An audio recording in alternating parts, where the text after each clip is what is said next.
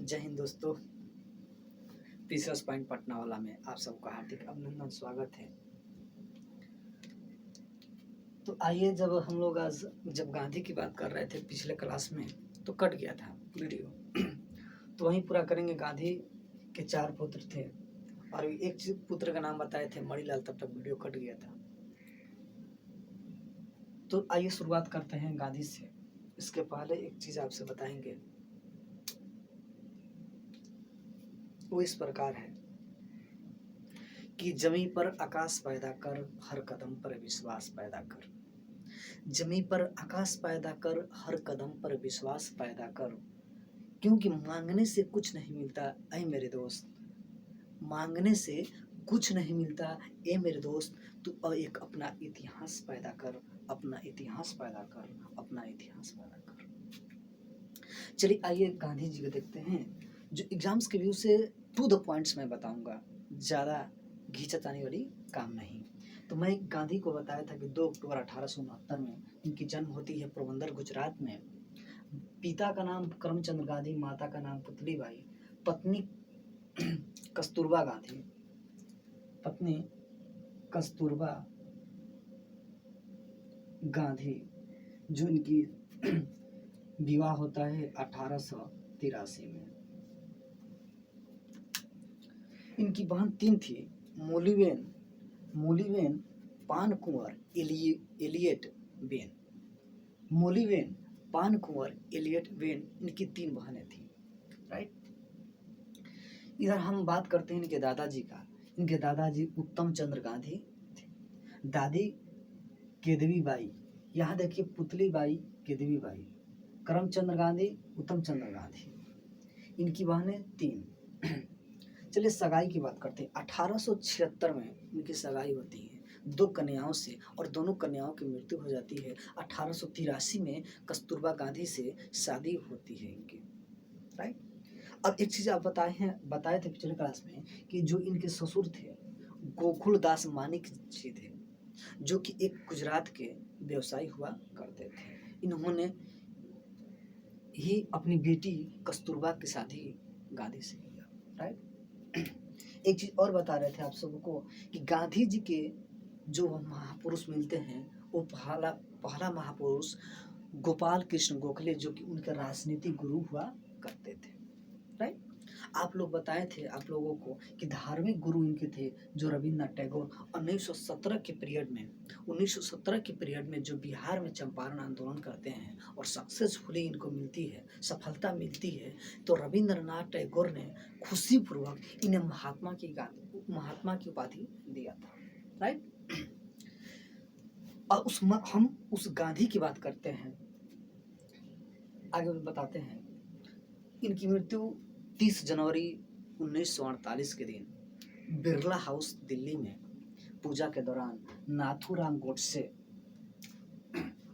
Space नहीं है, लिख लीजिए, नाथूराम गोडसे द्वारा गोली मार दी जाती है, मृत्यु हो जाती है। इनके राजघाट में समाधि है, इनके समाधि राजघाट में है। राइट। इनके 4 पुत्र की बात बता रहे थे जो पिछले क्लास में। इनके 4 पुत्र थे। कमेंट करके बताइए 5वां पुत्र किन्हें कहा जाता है, किन्हें मानते थे, बताइए। इनके 4 पुत्र मणिकलाल, दो में दास, मणिलाल, हरिलाल, रामदास, देवदास। 5वां पुत्र जिन्हों हम लोग उस मानते थे, 5वां पुत्र इनके जमुना लाल बजाज मानते थे, 5वां पुत्र के रूप में। राइट। इनके 4 पुत्र मणिलाल, हरिलाल, रामदास, देवदास। राइट। चलिए अब इनकी शिक्षा की बात कर दी जाए।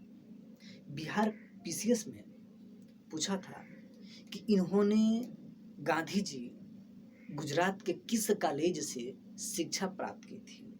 इसके पहले पूछा था कि गांधी जी द्वारा बिहार आगमन में किस बिहारी के बुलाने से इन्होंने बिहार में आगमन किया। वो एक बिहारी जो सब पे भारी, वो थे राजकुमार सूद, राइट। अभी हाल ही के एग्जाम्स में बिहार पीसीएस में पूछा था कि गांधी जी द्वारा सत्याग्रह आंदोलन चलाया गया था, राइट। तो गांधी जी द्वारा सत्याग्रह आंदोलन के दौरान तीसरे सत्याग्रही के रूप में किसे जानते हैं? पहला दूसरा तो आदमी जानता है कि पहला 25 दिसंबर, शायद मैं कंफर्म नहीं हूँ, 1940 में सत्याग्रह के रूप में गांधी जी विनोबा भावे को सत्याग्रही मानते हैं। दूसरा, जब गिरफ्तार हो जाती है विनोबा भावे को, घर घर जाकर उन्होंने जागरूक किया, ठीक, राष्ट्रीय आंदोलन में भाग लेने के लिए और अपने थ्रू आंदोलन को बहिष्कृत करने के लिए, तो उन्हें गिरफ्तारी कर ली गई। तो दूसरा का सत्याग्रही के रूप में जो कि जवाहरलाल नेहरू बनते हैं। जब जवाहरलाल नेहरू को क्या होती है, उनकी भी गिरफ्तारी हो जाती है, तो तीसरा सत्याग्रही के रूप में ब्रह्मदत्त को मिलता है। तो वहीं पूछता था क्वेश्चन कि तीसरा सत्याग्रही कौन थे? ब्रह्मदत्त थे। चलिए शिक्षा की बात करते हैं।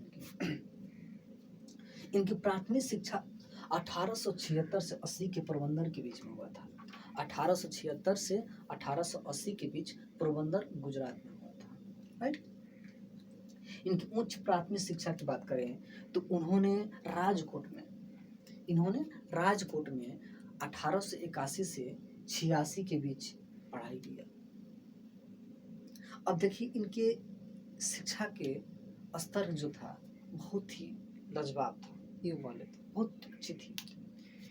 इन्होंने 88 में, जनवरी 1888 से लेके जून 1888 के बीच जब प्रवेश करते हैं स्नातक में, जो उस कॉलेज का नाम बता रहा था, बिहार पीसीएस में पूछा था, श्यामल दास जो भावनगर में स्थित है, श्यामल दास कॉलेज था। जनवरी से जून के बीच ही पढ़ाई अभी दाखिला लिए हुए थे।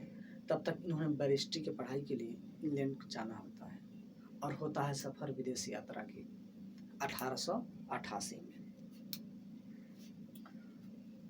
उसके बाद इन्होंने वहाँ पे इनर टेम्पल एक कॉलेज हुआ करता था, जिन्होंने संगीत म्यूजिक सीखा, और कानून महाविद्यालय में इन्होंने दाखिला लिया और 1888 से 1891 के बीच बैरिस्ट्री वकालत की पढ़ाई कर स्वतः भारत लौटे, राइट। आप लोग स्क्रीनशॉट मार लीजिए।